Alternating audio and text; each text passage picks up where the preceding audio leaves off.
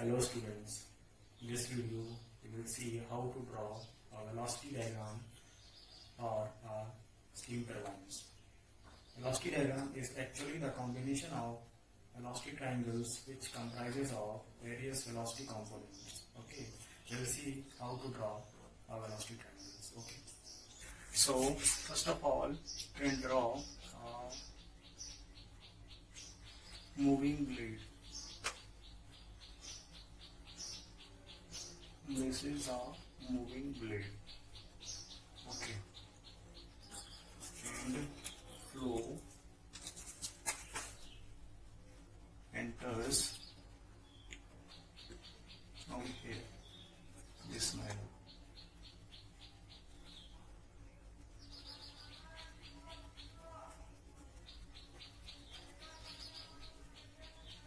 Okay. Here there are some velocity components. Real velocity, absolute velocity of steam to the moving blade, or this absolute velocity V1 is also called as velocity of steam or the exit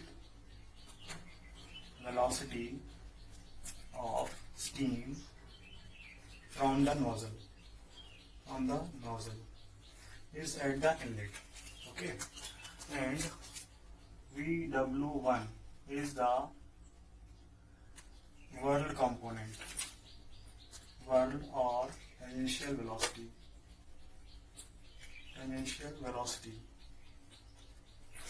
VF1 is the flow or axial velocity.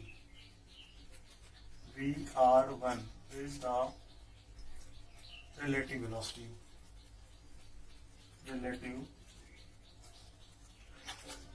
velocity. Of moving blade.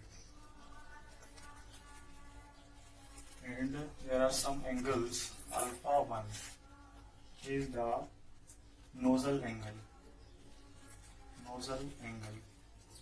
and beta 1 is the blade angle. Okay, now we can show these velocities component in these velocity triangles. Okay. First of all, this is the absolute velocity V1, is the velocity, exit velocity of the nozzle also. This velocity is also called as nozzle exit velocity because this component comes from the nozzle, exit to the nozzle. And this V1 is divided into two components. This absolute velocity has two components. First one is the whirl component, whirl or tangential component.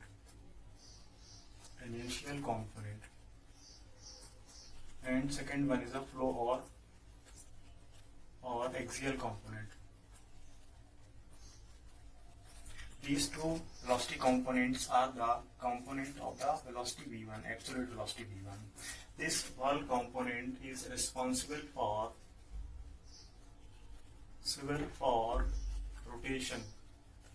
rotation of rotor or hub.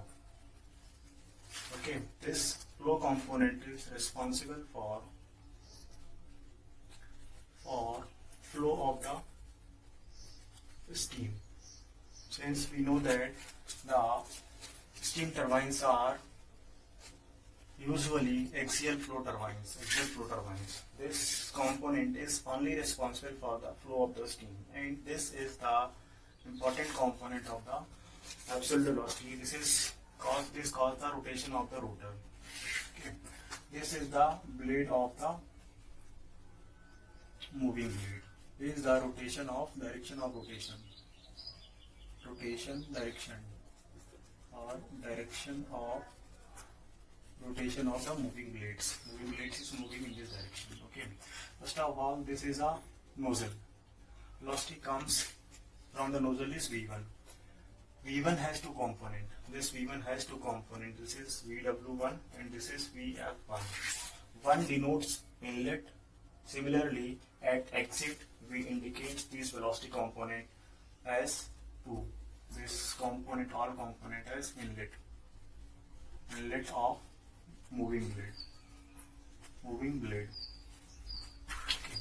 So this V1 has two component. First one is the VW1 and another one is VF1. This is actually a vector diagram. V1 is split into two components. V1 is this plus this is V1. And now there is an important concept this, because V1 velocity is not enters to the moving blade. Actually the flow enters with velocity VR1. VR1 is the relative velocity to the moving blade at the inlet. Okay. V1 is the nozzle velocity. Exit velocity to the nozzle or absolute velocity. Nozzle, that's why angle is alpha 1 is the nozzle angle. Okay. Basically there is a time gap between the flow. A small time gap required to reach the flow at the moving blade. And in that time gap, this moving blade is rotated to the another location, because this rotor is continuously rotated. So always remember that the jet of steam enters to the moving blade with VR1. In similar pattern, we can draw the velocity triangle at the exit also. This is the absolute velocity V2. Absolute velocity angle is nozzle angle alpha 2. This is the absolute velocity has two components. One is flow component, another is work component, and this is the relative velocity VR2. This is the blade angle V2, beta 2. Okay, and this is the linear velocity of the blade U. This is the linear velocity of the blade. Blade is in between the absolute velocity and the relative velocity. Okay. The important thing is that in this case, when you are drawing the velocity triangle, there is a time gap. There is a time gap between when the flow comes from the nozzle and enters to the blade. In that time gap, this blade moves to the another location. That's why the jet of steam or steam will not enter with this absolute velocity. This flow enters with the moving blade with the velocity VR1 relative velocity. Okay, this is the main concept to draw the velocity triangles. This is the velocity triangle at the inlet, and this is the velocity triangle at the exit of the moving blade. Okay, so VR1, VW1, VF1, all the velocity component at the inlet. In similar pattern, V2, VF2, VW2, VR2 are the velocity component at the exit to the moving blade, and U is a linear velocity of the rotor, moving blade, rotor. Okay. Now we can draw a velocity diagram by merging these two velocity triangles in one diagram. First of all, draw the inlet velocity triangle.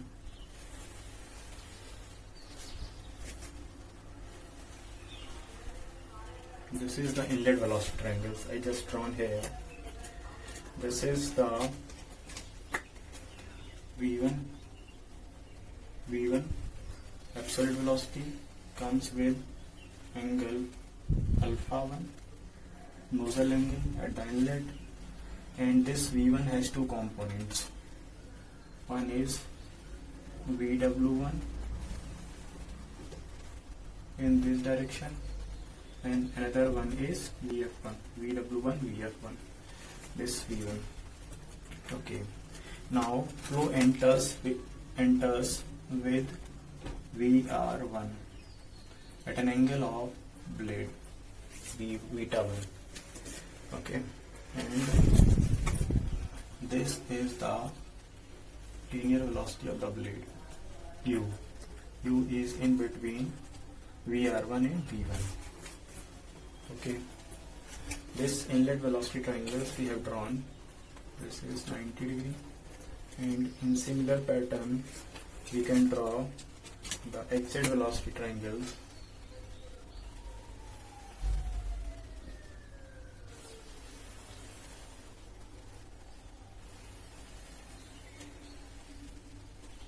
Okay, so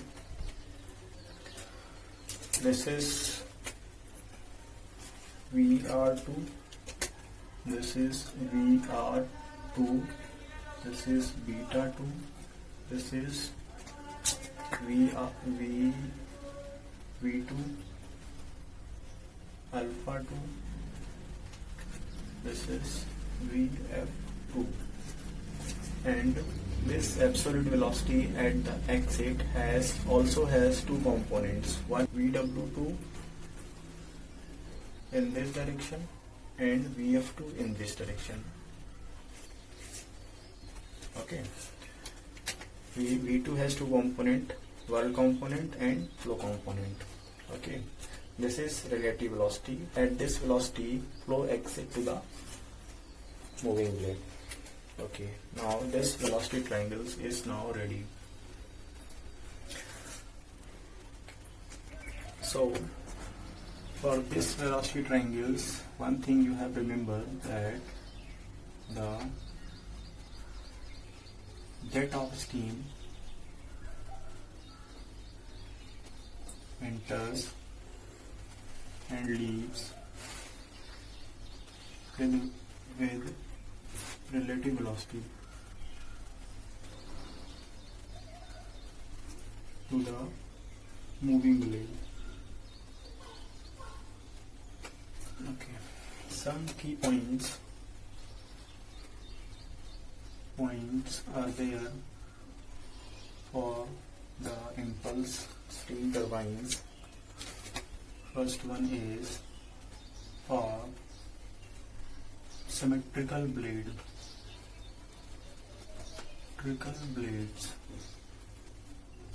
Blades means moving blade.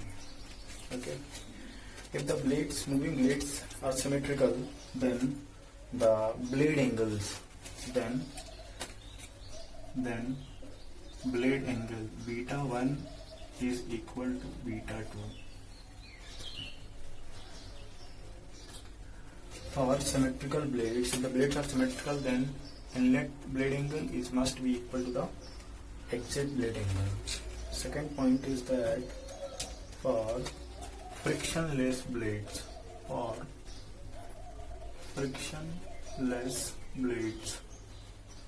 blades means moving blades. If the blades are frictionless, that means this is moving blade. If the blades are frictionless, it means there is no frictional force between the surface of the blade and the steam fluid. There is no friction between the surfaces. That's why relative velocity VR2 is equal to VR1. VR1 is the velocity at which the flow enters to the moving blade, and VR2 is the fluid velocity at which flow exits to the moving blade. These two velocities are equal when there is no friction between the surfaces. Okay. Third point is this: if there is friction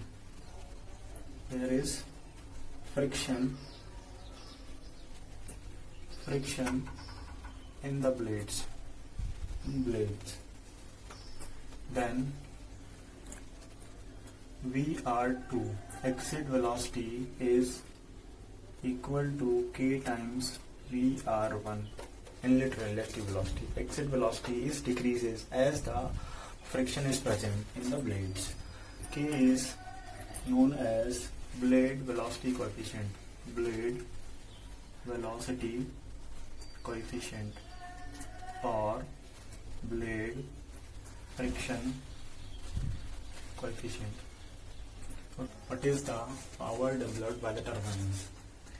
Okay, we know that the work component of this absolute velocity V1, the work component VW1 is responsible for the rotation of the rotor or hub. That's why this will create or generate the rotation of the rotor. Okay, so we also know that torque is equal to rate of change of angular momentum. Is also written as d by dt of mvr is equal to d by dt of m is mass flow rate and m VW1 into R1 minus of VW2 into R2. Okay, here I have written d by dt of m is a mass flow rate in bracket VR. V velocity, V is the velocity that responsible for the rotation of the rotor, that is VW1. That's why we have written VW1 here. Okay, and this minus sign, there is change in angular momentum VW2. VW1 is the work component at the inlet in the velocity triangle VW1, and VW2 is the work component at the exit. Both two velocities are opposite to the opposite in direction. Because we are drawing the vector diagram, these two velocities are opposite. That's why a minus sign comes in the picture. Okay, so can write m times VW1 R1 plus VW2 R2. Okay, now work done per second is called as power, and power can written as torque into omega. Angular velocity, this power is equal to torque. We have calculated m VW1 R1 plus VW2 R2 into omega, and omega is equal to, or you can see in your velocity U equal to R omega. Use this relation and you can rewrite this relation m VW1, this is U1 plus VW2 U2. U1 and U2 both are equal because the blades are symmetrical and mounted, all the blades are mounted on the same rotor. That's why VW1 plus VW2 into U. This is the power generated at the steam turbine. Okay, now this is the power generated in one stage. Staging is actually number of turbines connected. Okay, if there are n number of turbines or stages, each stage comprises of set of nozzles and moving blades.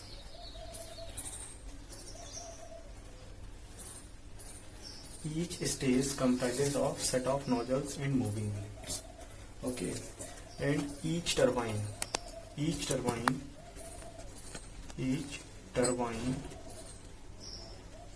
called a stage. Each turbine is called a stage, and each stage comprises of set of nozzles and blades. Staging is the connection of more than one turbines on the same shaft. Okay. So if there are n number of stages, then total power is equal to n times VW1 plus VW2 into U.